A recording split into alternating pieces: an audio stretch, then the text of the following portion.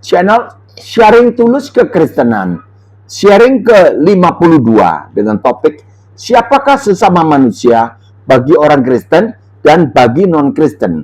Siapakah sesama manusia bagi orang Kristen dan bagi non-Kristen. Bapak, Ibu, saudara-saudari sekalian, Shalom, salam damai sejahtera. Topik ini demikian penting karena ada perintah Allah di kitab Imamat pasal 19 ayat 18. Kasihilah sesamamu manusia seperti dirimu sendiri. Akulah Tuhan. Nah, kata sesama manusia ini yang dipermasalahkan. Siapa sesama kita manusia? Siapa sesama kita manusia? Mari kita telusuri Lukas 10:25. Pada suatu kali berdirilah seorang ahli Taurat untuk mencobai Yesus. Katanya, "Guru, apa yang harus kuperbuat untuk memperoleh hidup yang kekal?" Jawab Yesus kepadanya, "Apa yang tertulis di dalam hukum Taurat? Apa yang kau baca di sana?" Jawab orang itu, "Kasihilah Tuhan Allahmu dengan segenap hatimu, dan dengan segenap jiwamu, dan dengan segenap kekuatanmu, dan dengan segenap akal budimu, dan kasihilah sesamamu manusia seperti dirimu sendiri." Kata Yesus kepadanya, "Jawabmu itu benar. Perbuatlah demikian, maka engkau akan hidup." 29. Tetapi untuk membenarkan dirinya, orang itu berkata kepada Yesus, "Dan siapakah sesamaku manusia?" Dari pertanyaan ahli Taurat ini, kita bisa merasakan apa yang ada di dalam hatinya. Bahwa dia sesungguhnya tidak pernah menunjukkan belas kasihan kepada sesama manusia. Jadi dia pura-pura tidak mengerti siapakah sesama manusia itu. Supaya tidak dipersalahkan dengan alasan, "Aku tidak ngerti siapa yang dimaksud sesama manusia itu. Jadi aku tidak melakukan perintah mengasihi sesama manusia ini." Masa ahli Taurat tidak ngerti siapa sesama manusia? Kan dia ahlinya hukum Taurat, guru. Sampai sekarang sangat banyak orang pura-pura tidak paham siapakah yang dimaksud sesama manusia. Dia tidak mau berbuat sesuatu, padahal orang yang sama-sama manusia dengan dia itu sangat membutuhkan uluran tangan. Apakah itu Palestina, Rohingya, atau tunawisma, atau ODGJ, orang yang dengan gangguan jiwa, yang tidak berpakaian lengkap di jalan raya, orang kusta, bangsa primitif di pulau bagian timur negeri kita, dan lain sebagainya. Siapakah mereka yang tergolong pada sesama manusia bagi kita? Bagi kita orang Kristen dan bagi non-Kristen. Sebab ayat ini di dalam Alkitab. Apakah terlibat orang non-Kristen atau tidak? Itu yang Mbak maksudkan. Berikut mari kita ikuti petunjuk Tuhan Yesus yang di dalam kisah selanjutnya ini. Jawab Yesus di ayat 30. Jadi menjawab pertanyaan tadi, siapakah sesamaku manusia? Maka Pak Yesus atau Tuhan Yesus menjawab di ayat 30. Adalah seorang, tidak disebutkan bangsanya, yang turun dari Yerusalem ke Yeriko. Mbak yakin ini adalah, yang dimaksud adalah orang Yahudi. Karena ini kisah ini mengajar kepada kita bahwa orang yang berbeda bangsa, yaitu orang Samaria, yang akan menolong orang yang beda bangsanya, yaitu orang Yahudi. Ia jatuh ke tangan penyamun yang bukan saja merampoknya habis-habisan, tetapi yang juga memukulnya.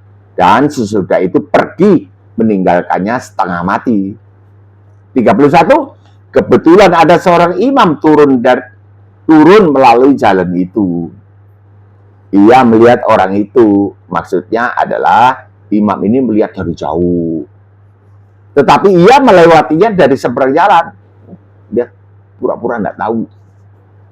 Jabatan imam merujuk pada jabatan rohaniawan bangsa Israel. Dia orang Israel juga. 32. Demikian juga seorang Lewi datang ke tempat itu. Lewi adalah suku Israel yang ditunjuk oleh Allah sebagai imam. Tidak ada kerjaan lain, tidak ada jabatan lain, imam. Sama dengan yang tadi. Ketika ia melihat orang itu, melihat dari jauh juga. Dia melewatinya dari seberang jalan, pura-pura nggak tahu. Ada orang susah, pura-pura nggak tahu. Pura-pura. 33, lalu datang seorang Samaria yang sedang dalam perjalanan ke tempat itu. Dalam perjalanan juga. Dan ketika ia melihat orang ini, tergeraklah hatinya oleh belas kasihan. Kenapa ya bisa imam dan Lewi tidak tergerak? Ini orang Samaria, bangsa lain, bisa tergerak. Ini yang kita selidiki.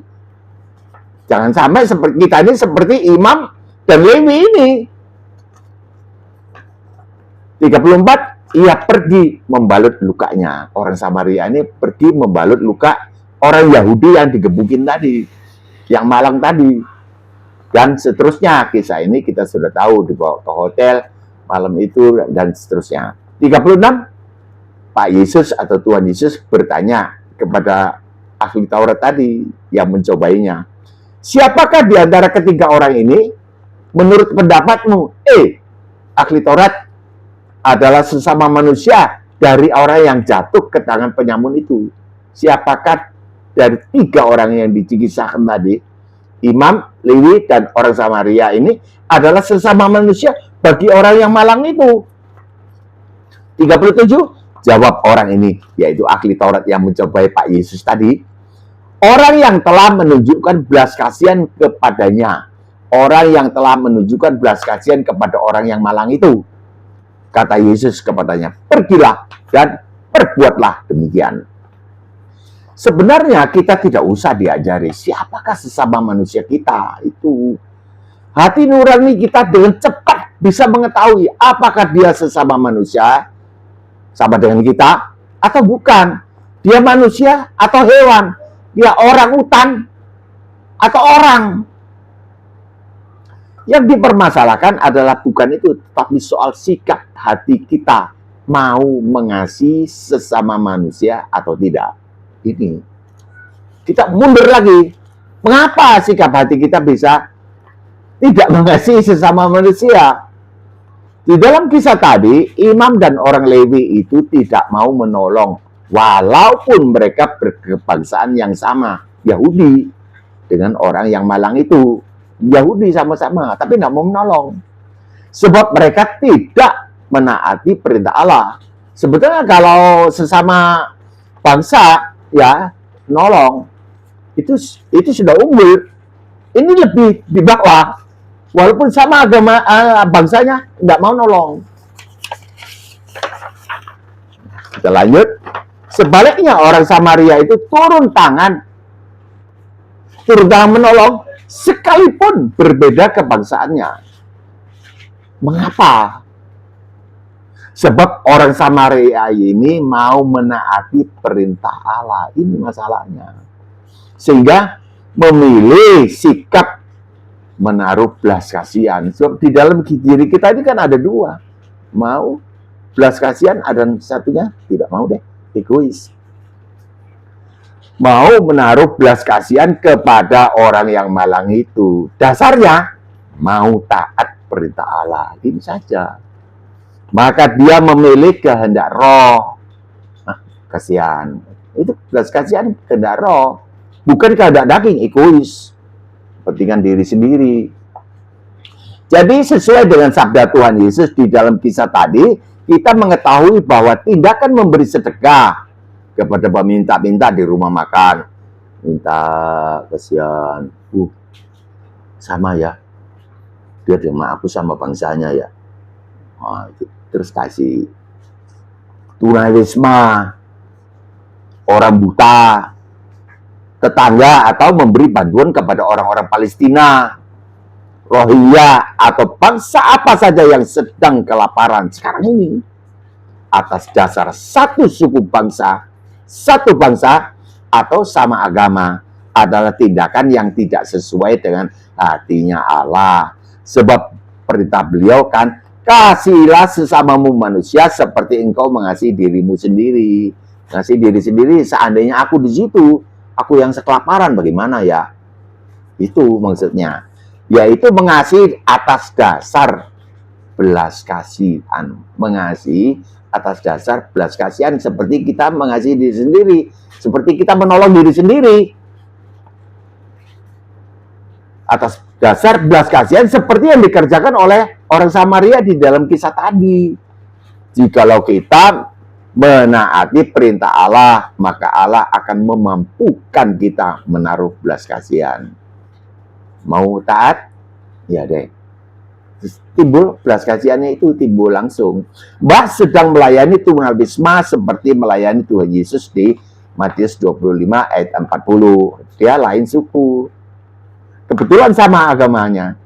Dia Kristen juga. Tapi sudah keleleran ya, sudah terbengkalai barangkali 20-30 tahun ya. Sampai sekarang jalannya ngesot, jalan pakai pantat.